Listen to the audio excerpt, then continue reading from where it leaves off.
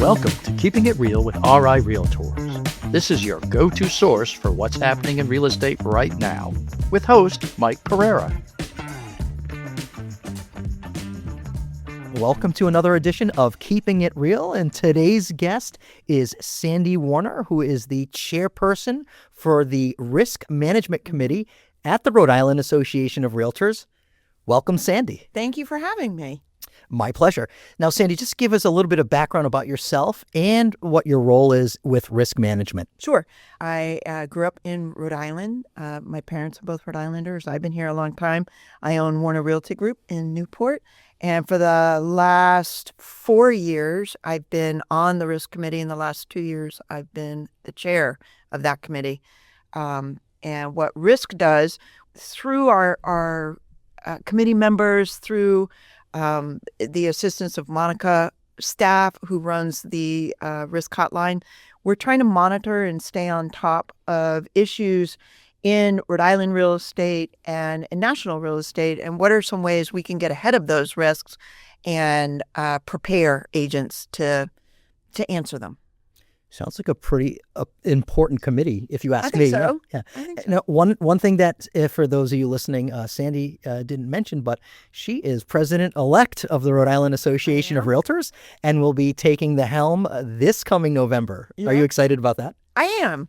I'm excited about it. And the funny thing is I almost have a nostalgia about it already because I feel like it's going to go so fast, and I've really enjoyed being on the board. So talk about worrying too far into the future, like, oh, it's going to be over in 18 months. I can tell you right now, it does go by really fast. I think about that with you, yeah. And I worry for you. It's like, oh, you don't get as much opportunity as you think to really enjoy it and dig down into it and get excited about it. Correct. Yeah. But you do what you can in the short period of time there. So let's dive right into it. The risk committee sounds like a pretty serious one. Mm-hmm.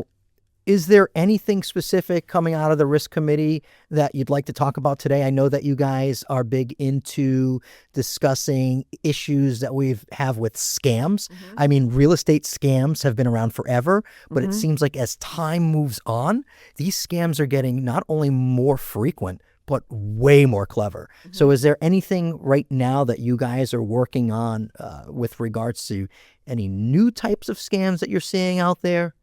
I would say the newest one that we have noticed is the buyer comes across as like a really sophisticated buyer. You get an email, or it might come through Zillow, or it might come through whatever your online platform is.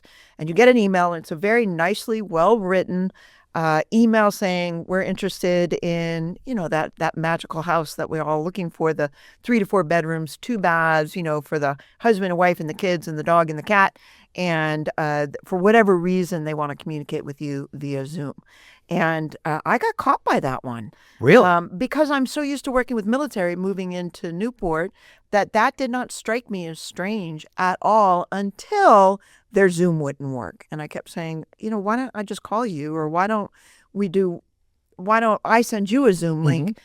And I heard about it from someone else that they had just had the same thing. I'm like, oh, I'll be damned, I got scammed. So when you say, all right, so this is important. So when you say you got scammed, did they actually scam anything from you, or was it they just got you to the point where you realized it was a scam? They got me to the point that I realized it was a scam. And I don't know the actual end game. I think it's to plant a virus on your computer with that one as opposed to a monetary gain, at least as far as I can tell. Mm-hmm. I haven't heard a whole lot of chatter on any of the national sites. And I do talk with Monica a lot. And I know she's very active on the national scale as well. I do think it's a way to get into your computer, and maybe they're just not having success with it. But I feel like my agents are still talking about getting those emails. So I did get that, but it was via text. You got it via text. Okay. 2 weeks ago on one of my listings. And, being in the position that I am in now and being well aware of these types of scams, we're talking about these as if the listeners don't understand, right? I knew it felt scammy to me from the beginning. Well, I think that I just the way things were worded, right? Because the vernacular is super important as well. It wasn't maybe the typical type of sentencing that we would use in the English language, but it was the same thing. They insisted that I meet with the buyer and the attorney via Zoom first before we proceed. And I kept saying, I really appreciate that, but I do all of my buyer interviews in person. Now, that's obviously not true. If somebody from Rhode Island that gets referred to me needs to do the buyer interview or the seller interview via Zoom, I know that of course, it's legit. But this didn't smell right, out-of-state number and stuff like that. So I thought that it was actually going to be them trying to scam me out of money. Oh, yeah. And you're telling me you think it was going to be a virus, which I think is way worse. Because if they steal all your personal information that's on your laptop or your phone or whatever you use, you're in big trouble. Well, I think it's really challenging, right? Because I think it's very difficult to know that that's happening. I think it's really hard to clean that up, especially, and I don't know, I'm not a whiz kid on the tech side. I mean, I'm pretty good at it, but I was trying to think of all the ways, like, how do you clean that up? What are they actually after? Are they trying to get into your corporate accounts? Are they trying to clone maybe some of your information so that they can get money from other people? What are they trying to do? And I haven't met anybody who knows yet. And in my case, I'm usually really vigilant, English lit major. I mean, I'm careful with language, and language that's off catches me.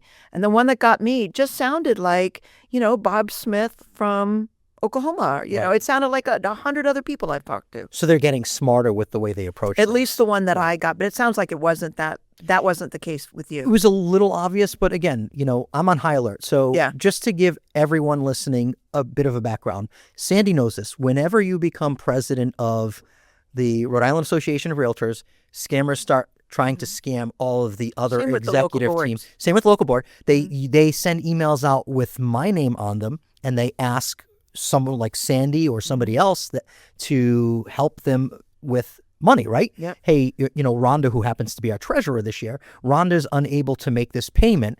Could you help me out? So I know that there's people trying to scam in my name constantly, that method. But you had just touched on another one, and it's very important. I had to make all of my social media private. Really? Yes, even though I'm a public-facing person, because that's happened to me on several occasions. Somebody is using my photos of my family, my daughter, and things of that, and are scamming people in other states with fake Facebook profiles, or scamming them on Marketplace for deposits on apartments by sending my photos via text message to try and convince the person that it's me. So I've had people find me that have been scammed to let me know what was going on. Thankfully, they're not coming after me. Unbelievable. Because they feel like I'm the offender. But they're sending me pictures of my daughter holding up my real estate signs, and it's crazy. So I'm probably one of the exceptions. But the average consumer or agent who isn't under this type of pressure in this position could easily fall for something like that. Absolutely. I think the first thing to do is to be really, I think, like you hit the nail on the head, is if it sounds funny, pay attention and start taking those steps. I think one of the first things you do, say it's an email. Look at the email. Look exactly who is sending it to you, because 9 times out of 10, you're going to find out it's not even, the email address doesn't even sound like the person that signed the email. Makes no sense. It makes no sense. Second of all, in a scenario like that where it makes no sense, like, why would our treasurer be making a payment? I mean, you and I know that. Right. We know that. Right. But I was thinking, if somebody's asking you for something that's unusual or that you've never done before, those are some good, I was thinking about a brand new agent who has been invited to sit on a local board's charity committee or something. They may not know that. So they may not. So maybe if you are running a board, or if you're at any level, part of your board training should be watch for these scams. Correct. Yeah, I was approached by the YPN, the Young Professional Network's president, a few weeks ago double confirming if it was me or not that had sent him a text requesting him help me out monetarily. He's only been in the business for 2 years, so this can happen. Yeah. And at least he was smart enough to check with me first. I get text messages like that all the time. Hey, was this you? Was this you? So we know they're out there. Tell me about some of the other scams that you have been discussing or monitoring at Risk Management besides this new one. Yeah. The most common one, I think, that really set it off for us was the land scam. And if you don't know about that one, what was happening is, and still happening, I'm still getting these. You get an email or a text that says, I own a vacant land at whatever, 123 Papa Squash Road in Bristol. I want to sell it, but I'm not in the country. That is not a weird scenario at all. I mean, that can happen. Only we found out because realtors actually sold the land, having never spoken to the landowner. So you get this email or text and it says, I want to sell this land. And you, being a good realtor, you go look it up, and the name of the person that contacted you matches the email or the text. And you say, okay, I'll go look at it. You do a valuation, you do a CMA or whatever your methodology is. And you end up never meeting this person, and you sell the land for them until the person who actually owns the land finds out about it. And it's the person who buys the land that's really scammed out of the whole thing, because if the deed is in the name of Bob Smith, it's Bob Smith's land, and the fraudulent transfer really hurts the buyer. The realtor as well. And the realtor. Liability on the realtor is significant. Great example. Now that you're talking about land, I happen to be a landowner, and I went to my attorney a couple of years ago to see if there was any extra measures that I should take to avoid being scammed or having my land used as a scam. Was it because you know about these scams? Correct. Yeah. And he said there's zero liability on the seller or the landowner, because the landowner is not involved in this. Yeah. So the onus falls on those who fell for the scam. Yeah. So you're out of money. That property is not yours. You're out of money. Property's not yours, and then the lawsuits roll. And you cannot get that money back. You cannot. It's gone. It's gone. Yeah, you're absolutely right. It's a very interesting one. I think you're right. That's the one that probably started opening up everyone's eyes in real estate. Are there other types of scams that you've seen around, floating around there? Yeah, a lot of it has to do. Usually, what they're trying to do is impersonate someone involved in your transaction, and this is an old one, and it kind of ebbs and flows. I had a client get caught on this one, and my client was in security, and he got an email supposedly from whether it was the closing attorney or someone in our transaction. He had already wired his funds. The funds, we were ready to close in 2 days. And somebody cloned, I want to say it was the closing attorney's email, and it didn't even look like the right address. And they told him to wire $13,000, and he did. That's horrific. Yeah. That's horrific. And now I've heard of that one happening. I've seen it Happened firsthand. To me. Yeah. That's so dangerous. So we started seeing over the last 5 or 6 years, we started seeing a disclaimer on every closing attorney's email signature, lenders and realtors alike, saying we will never ask you for wiring instructions via email. We won't change them. Exactly. Yeah. Now, didn't it get to the point where a lot of attorneys are no longer even doing wires because of this issue? I don't think so. I think what they've done instead is, unless you are personally talking to the person, so say, for example, I send you wire instructions. I'm going to say, hey, Mike, I'm sending you the wire instructions. When you get them, please call me back and confirm those instructions. Do not change them. And I'll even say again to you and my assistant also says the same thing. Okay, you have confirmed with me, no changes. If you and I do not have a conversation on the phone, do not change these instructions. And I think we're seeing that's the instruction we're seeing. Well, I was going to ask you, what do you think happens where these scammers get the information that they can clone? Like, how are they getting it? How do they know that that property is actually under contract, is scheduled to close? I think they're monitoring our emails. Do you think And I don't want to sound like the crazy No. conspiracy theorist. Is it monitoring through hacking specifically? Like, again, one of the biggest dangers I think on social media that nobody talks about, and some people do joke about in the comments, is when there's a new trend where you change your face or you're an AI caricature and then everyone starts doing that trend. Yeah. I feel like that those are ways that scammers can, because you have to put your login information in there. Well, definitely. I mean, feel like that's a way that they can get into your phone. I think you're probably right. You know, and I so- think anything that says, and it's all those trends. It's, log in and make your dog dance. Right. Or That's another what's hot your one. favorite, what is your favorite color? What is, if you were born in 1975, I mean.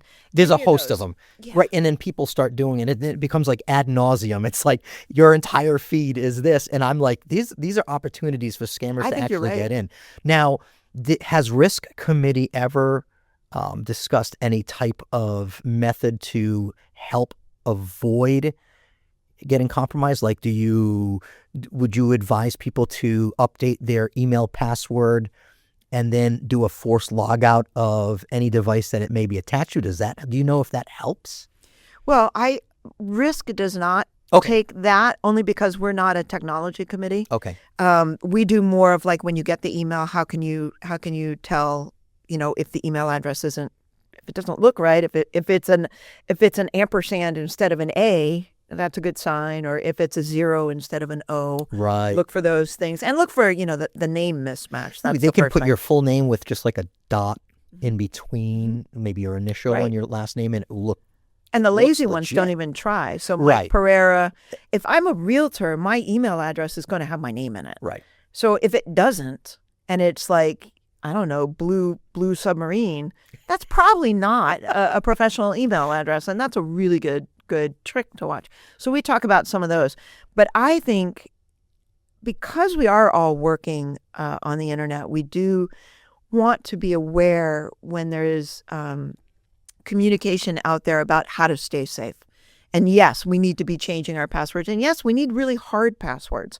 One thing that I think some people might use that I personally use is something like a LastPass or any of those that will store your passwords for you. So you come up with this bonkers, ridiculous single password that you don't have stored anywhere on your computer, tattoo it on the bottom of your foot or whatever you need to do to keep that safe.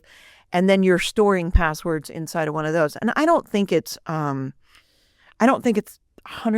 always perfect, but it's certainly better than doing what we all do, which is use the same password on everything. Mm-hmm. Because everything needs a password and everything has, two-step verification. I think if you have the option for two-step verification, definitely do that. That's crucial. I do Don't it on skip anything. that. Yeah. I do it on anything that I have the opportunity to do it on. Do you think that realtors play an important role working with their clients Absolutely. on advocating for the situational awareness that scams can occur during this transaction or this process? So be careful. Yeah, I think it needs to be part of your initial meeting with your buyer. And because you're at least I do, and I think we all should be doing it, we're telling our buyer what that scenario is going to look like. So the first step is X. Then, once your offer's been accepted, you're going to have to wire funds. There's your conversation about wiring funds. If you're selling, hey, seller, the seller, I think, is at less risk, but the seller, because their house is now public, should be aware of emails that seem off, that they might be inclined to be more accepting of because they're trying to sell their house, and maybe their guards are down a little bit, and maybe they shouldn't be down during those scenarios. Yeah. Do you think that realtors in areas like, let's say, Aquidneck Island or, Narragansett or South Kingstown, where most of their clients might be out-of-state purchasers, I'm pretty sure that most of those didn't come here to start looking. They probably did a buyer consult via Zoom. Yep. And these agents are video recording these listings or doing live recordings. Do you think that those people are at higher risk than, let's say, somebody in Northern Rhode Island like myself that probably won't get a lot of, video conferences? Because nobody, again, I'm not saying nobody, but the chances of somebody wanting to come relocate from, Florida to my city is probably low. Right. And I would say, I think you hit the nail on the head, and that's how I got caught by that Zoom, is that, number one, in Newport, we have the Naval War College. So we have a huge, significant systemic turnover from people who are not in the country. Not only are they not in Rhode Island, they may be anywhere Stations around the world. Yeah, and that's a great point. A lot of our military families have to purchase remotely. Sight unseen. Sight unseen. Yep. Because it's not a question of wants and needs. It's a question of I have to have a house. What school zone do I want to be in? Right. How many bedrooms do I need? That's and interesting. am I using my VA? But so it's very, very common. I can't tell you how many homes I've sold and not met the person until after closing. Right. So it's not out of the realm, especially in your area. Is there anything else besides scams that the risk management committee talks about? Yeah, we talk about a lot of things. We work in conjunction with forms and trying to make sure that people understand how the forms work. We're working right now from an FHA perspective with a group called RAMP, and it's about how landlords or buyers or sellers what steps they can take to help make their properties more wheelchair accessible. How do we accommodate a broader variety of persons and their individual capabilities to make things much more available to everyone? We talk about, another scam that came up was the Bitcoin scam. Do you guys know about that one? I'm actually not familiar with that one. That's a long play, and that will be somebody who wants to buy, and they form a friendship with you, and but they don't ever move off that initial position of, I'm interested in buying, and then they start talking to you about how they made their money, which was in Bitcoin, and then they eventually I'll share that scenario with you, and that so that you will invest your money in there. Definite long play. I get that on TikTok. They'll message me. They'll be friends with me. We follow each other, and they'll share car images because I'm a car guy. Yeah. And they, I have a real estate TikTok and I have a car TikTok. Yeah. And they'll pretend that we have similar interests, and then they always do that. Yeah. This is how I got this car. Yeah. So they'll get you on Facebook. They'll get you on Instagram. Any platform really. That's interesting stuff. Yes, it's good stuff. It's important to double, triple check everything. It's important to have extra layers on, signing into different outlets. And be smart. Right. Be smart. Question everything. I mean, you have to question everything. Yeah. And it's, I think if you do get caught, and I'll say this to newer agents or anyone maybe who got caught in this, these are so sophisticated. You can take every precaution in the world, and you need to, so that your E&O covers you. You've got to be as smart as you possibly can. But if you get caught, ask for help, because you're not stupid.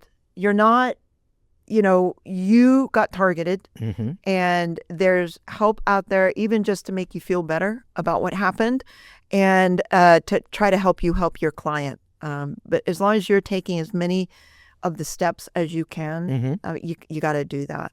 And then the other question you asked me is, what else is risk? Talking about wholesaling. Okay. Is a big topic right now. Well, that's interesting because I had done a podcast with Monica. Okay. And we discussed a lot about wholesaling. Yeah. It's not, and I want to be very clear, wholesaling is an integral part of real estate. Absolutely. It helps clean up properties for the, your move-in buyers to get a quality property, stuff like that. It helps investors all around. But it's something that's on the rise, and it's rife with risk. Yes. So it's more or less, if I'm not mistaken, you guys are probably looking at it from the angle of making sure it falls under the same guidelines as standard real estate disclosure. Right. And if you don't know what wholesaling is, it's basically an investor steps in for a seller. Quite often, that seller has a property that maybe had a hoarder in it, or somebody just needs cash really fast and they don't want to fix up the property. And what they'll do is they'll sort of intercede for that seller, take on the burden of repairing the property, and then sell the property after doing whatever work needed to be done. And you need that. It's exactly as you said, we need to allow that in there. The issue becomes the title doesn't transfer until the property is sold. which can be a risk issue as far as who's responsible for what happens at that property if damage is done. It is often done for very vulnerable people. And by that, I mean somebody whose parent died and that person hasn't been in the home and they're not here. Right. Or they're unsophisticated. Elderly. It could be marginalized. elderly. Yeah. Could be, not all of them will be vulnerable, Right, but it is a high propensity of a vulnerable population. And they could misunderstand the value of what that home should sell for. And they're so desperate to get out from under that they agree to, we'll just use round numbers, they agree to sell it to the wholesaler for $100,000. The wholesaler goes and puts $20,000 into it and sells it for $200,000. Right. That's where it becomes you've taken advantage of somebody. Maybe. Right. Yeah. And so that's what risk is looking at is how do we record that? How do we memorialize that an arm's length negotiation took place there? Right. And that the wholesaler is educated in how to do that. Makes total sense. Well, it's going to be interesting to see how that progresses. I know that there's legislation that we've proposed. We just want to have full disclosure. Exactly. We want to protect the consumer. We want to protect the integrity of the industry. Yes. And moving forward, we have to adapt when things like this arise because wholesaling has gone up exponentially over the last few years, which is an interesting thing. Sandi, we're going to wrap it up. But before we go, is there anything else that you wanted to talk about? Did we miss something? Oh, I could talk for hours. No, I think we covered a lot of ground today. I appreciate you taking the time to talk with me.